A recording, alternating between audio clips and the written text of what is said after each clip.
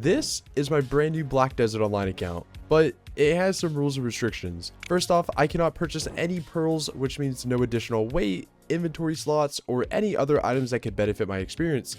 I can only use what is given to me by naturally playing the game.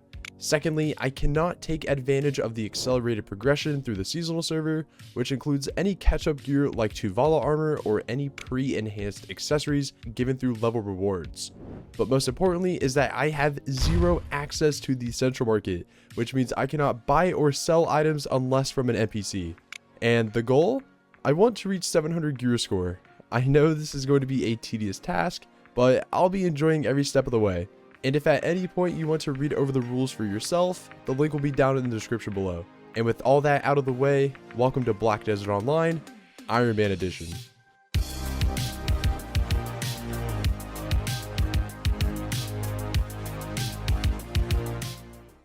In the previous episode, I decided to take a break from questing and was finally able to acquire some Asula accessories which helped boost my stats. I was also able to finish the Calpheon and Media main storyline, which rewarded us with what I believe will be our best main hand weapon until we can obtain some boss gear. And before I tackle the Magnus and Land of the Morning Light, I wanted to take a detour and complete some tasks that'll make my experience on this account just a bit more convenient.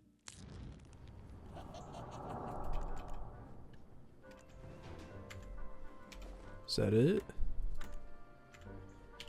Okay, I think I do. Nice. And since one of the rules states that I cannot purchase any pearls on this account, that also means that I will not be able to have the tent.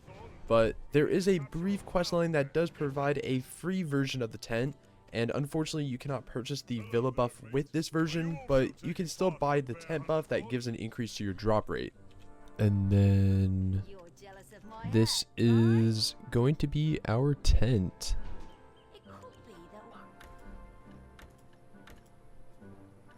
Nice. Okay, so I'm going to force enhance this to plus 13 with black zones, and then I'm going to force enhance it to plus 14 and 15 with these, because I don't have enough to do 13, 14, and 15. So we should be able to do that.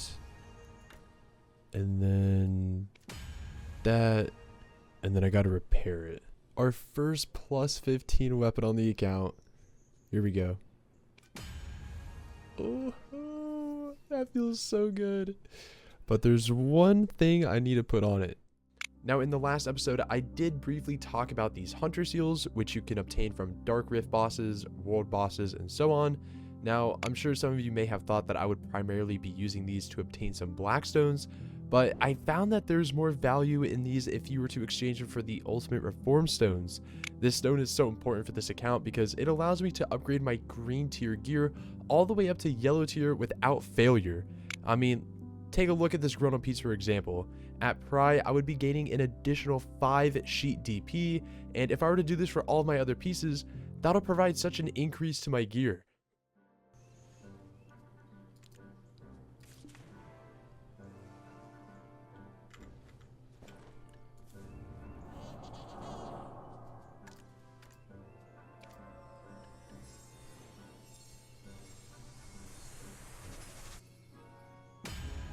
Let's go. Finally. I'm gonna use a little bit of a higher one because I am very limited on my materials. But let's see how this goes. Oh, come on. Attempt 2.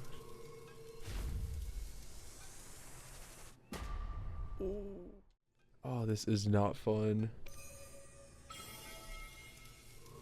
Like it is, but it isn't.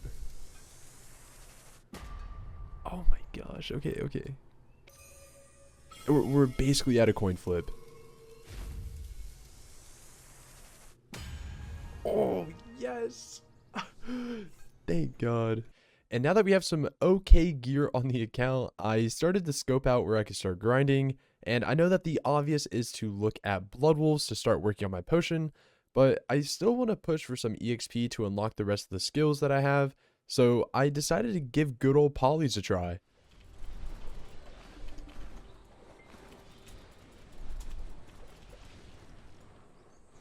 almost level 59 warmer pack. There we go, baby. We get to add more to prime skills, and we get prime blooming. That's gonna help our grind tremendously. Look at that. That's so sick. Nice, 59. You're such a what? How do y'all feel? Marty box? And after a little bit of grinding here at Polly's Forest, I resumed with our main storyline quest, which brought us into Sylvia, which will also be rewarding us with a few items. And that rewards us with the Forest Eyes earring, which I will eventually be able to enhance up to try, which is going to be a big help. Alright, let's get this thing up there. We'll start with a 10 stack. I feel like that's appropriate. Nice. Okay, duo stack. Let's put a 10 in again. Okay, that's 70. That's not bad. We'll do it. We'll do it. Come on, baby. Oh, let's go. 25 is okay. Yeah, that's good. All right, here we go. Come on, try. Oh, let's go. Try earring, baby. That helps so much. Okay, so remember that crystal I was mentioning earlier in the quest line? This is the second of 3 that we need to make our rebellious crystal, and that's going to be really big to have. Is that it? Oh my gosh, Sylvia down. Okay, and I finally get these boots, the Valiant Catan's boots. This will be, I believe, the last main storyline piece of gear that I get in terms of armor. So we have full armor gear, and then this one I also got from armor, but it's the same exact stats from the one I got dropped earlier. But now we have that, which is pretty solid. Okay, and then after fighting some of the Gahaz bandits, we are finally rewarded with the red sand crystal ring. This is going to be a big help here on this account, because I can similarly get this up to try like the Forest Eye earring. It will not be netting me a lot of AP, but I mean, compared to this 6 increase, and then once I leveled up, it will gain some more, which will be huge. Catan Awakening Weapon Box. Is this the item? It is. Okay. An increase. Let's go. We take that. I don't remember. Can I enhance this? I cannot. Okay, but we will take that for now. Okay, this was the weapon that I was thinking of earlier, the Catan Crescent Blade, but here's the ultimate one. This one's green, but I can enhance this one. Yeah, I can enhance this one unlike the other. So theoretically, I should be able to get this one above the normal one. I don't know if it's worth it though, but it does give me the extra AP against monsters, so it might. Ooh, another pet, okay. What do you want? Am I done with Valencia? No? Almost done. I think this is the last quest. I'm just gonna choose that one for the weapon. And then I think I'm done. Yeah, that's all of Valencia. And then just to make a little note here, after recording and editing this video, I did come across an issue where I'm stumped as to where I'm supposed to get this Awakened Spirit Crystal. It is the last crystal that I need in order to make my Rebellious Spirit Crystal. And I think about over a year ago, they used to have it where Valencia was split up into 2 main storylines, and then they condensed it into 1, and then I think they split the second part off into something else, which is where you're supposed to originally get this, because Valencia's treasure, the value of a treasure, is the quest line that you have in the second part of Valencia. But because they moved it around or did something, I am actually stuck as to where I'm supposed to obtain this item. So if anyone here knows where I'm supposed to get this as of now, please feel free to leave a comment down below and help me out.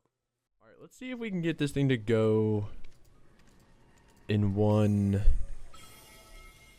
attempt.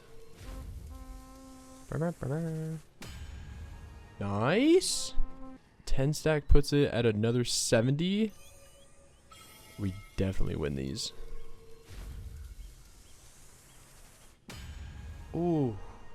Okay, as much as I want to use these 20 stacks, I know I'm going to need all these stacks that I got in from the login rewards way later on. So, I'm just going to cross my fingers and hope we get it. Oh my gosh. Let's go. That's huge. Oh my gosh. Okay, and I do have a second one, which is the same AP, but if I do get it to try, my AP goes up by 3. But if I take the ring off, I'll lose the 3 set effect, which gives me 300 HP. And I think at this low level where I have barely any, I think that's worth it. So I'm just going to keep this one on. I'm just going to keep the Azula. Okay, and I don't know if I unlocked this with completing Valencia or if I unlocked it prior, but I can start the Odyllita questline, and that's very important because I get such a good power stone at the end of this questline, and I realistically don't think I'll be getting a Bell's Heart on this account, but we'll see what happens. Dude, what on earth is this? Okay, I don't know if anyone else used to play those old Ben 10 games back in the day, but this reminds me a lot of it. I don't even know what I'm supposed to do here. Oh, he has a lot of health. Okay. I don't know how long this is gonna be. Oh, okay, part 2 done. I hope that's the last time we have to fight him. And with that, Odyllita is complete, and we are rewarded with our Ator's Power Stone. I don't know where it went. Where is it? Did I not get it yet? Ah, okay, I had to summon him. The Ator's Power Stone. This is what I believe is going to be our best alchemy stone on this account. I know that Vel's Heart is a thing, but I realistically don't see myself getting that unless I get super lucky on one attempt. But for now, this is going to be our best friend. And with that, it feels like we've completed a big chunk of the main storyline. I know that we still have the drawn out Magnus along with the Land of the Morning Light questline to complete, but I'm basically at the point in the game where I can start trying places like Shira Ruins or maybe even Blood Wolves to start working towards my infinite potions. I know there's still a lot of boxes that need to be checked off on our list, but we're going to be enjoying this journey one step at a time. So until the next episode, I'll catch you all soon.